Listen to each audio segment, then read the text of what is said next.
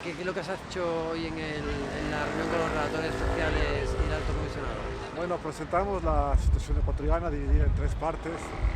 La primera que teníamos en un tiempo ahí fue sobre cómo la institucionalidad en el país se ha visto muy afectada desde el Truquillato, desde el Consejo Transitorio, cómo se convocó a referéndum constitucional sin los controles adecuados, cómo el Consejo Transitorio destituyó arbitrariamente a 29 funcionarios públicos, entre ellos la Corte Constitucional, el Consejo de la Judicatura, el Consejo del Pueblo, y cómo eso luego siguió con un nombramiento de funcionarios transitorios sin ningún tipo sin que se siga ningún procedimiento legal, cómo los funcionarios transitorios procedieron a contribuir a la persecución política ya existente en el país, cómo luego el Consejo de Partidación Transitorio nombró nuevos funcionarios definitivos, tampoco con varias fallas en los procedimientos, y a su vez como estos funcionarios definitivos continúan con la persecución política.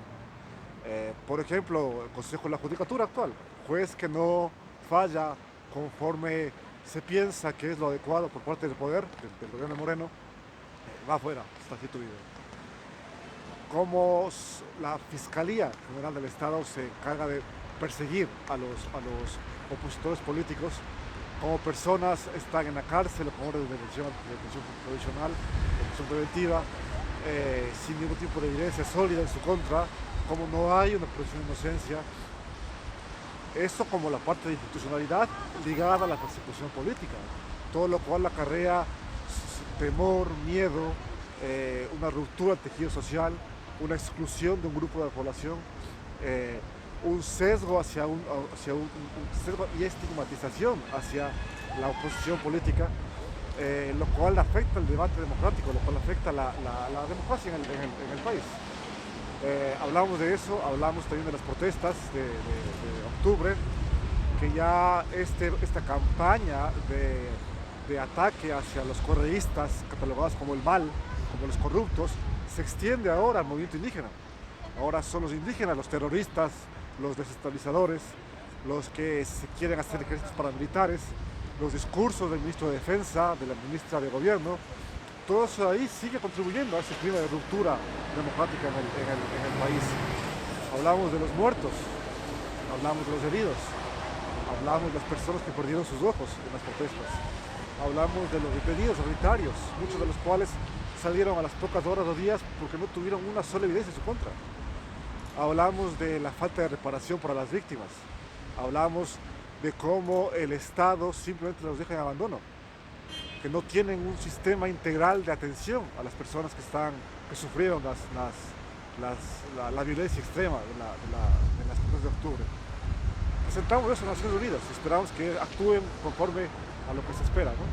¿Cómo definirías tú el lawfare? Lawfare es una mezcla de dos componentes básicos, ¿no? Uno es cómo por medios de comunicación masiva desacreditas a una persona, siembras en la población la idea de que el individuo o un grupo de personas tiene características negativas, es corrupto, es autoritario, son malandrines, y por otro lado, con ese discurso mediático se empieza una persecución judicial. Entonces, el derecho es usado como una arma en contra de las personas que son el target, el destino de la persecución política. En el caso ecuatoriano es a la oposición democrática que tiene el gobierno Moreno. Entonces, el único movimiento que realmente es oposición en Ecuador es la Revolución Ciudadana. Ellos son las víctimas del lawfare. Entonces, en el lawfare se entra una alianza entre medios de comunicación masivo, el discurso público del presidente y altos cargos y la función judicial. Si tienes una función judicial no independiente, el lawfare va muy rápido. Y en el caso concreto del Ecuador, ¿cómo se está expresando el lawfare? ¿Tú crees que el lawfare? Totalmente. El lawfare se expresa, por ejemplo, en la detención arbitraria y condena arbitraria de Jorge Glass.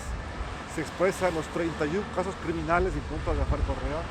Se expresa en todas las glosas y auditorías de Contraloría General del Estado. Se expresa en la detención arbitraria de Paola Pavón y de sus colaboradores, de Virgilio Hernández.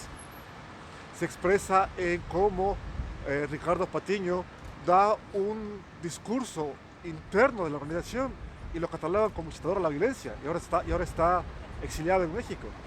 Se expresa en las personas que perdieron su cargo en la Asamblea Nacional por una resolución de la Asamblea que luego fueron declaradas inocentes por la justicia y no pueden regresar a su cargo público. Es eso, cómo te excluyo de la vida pública. Te excluyo de la vida pública con un juicio penal, una glosa de Contraloría, cómo te callo, cómo te excluyo. Eso es lo que para mí ya me puedo. Vale, perfecto. Pues ya está listo.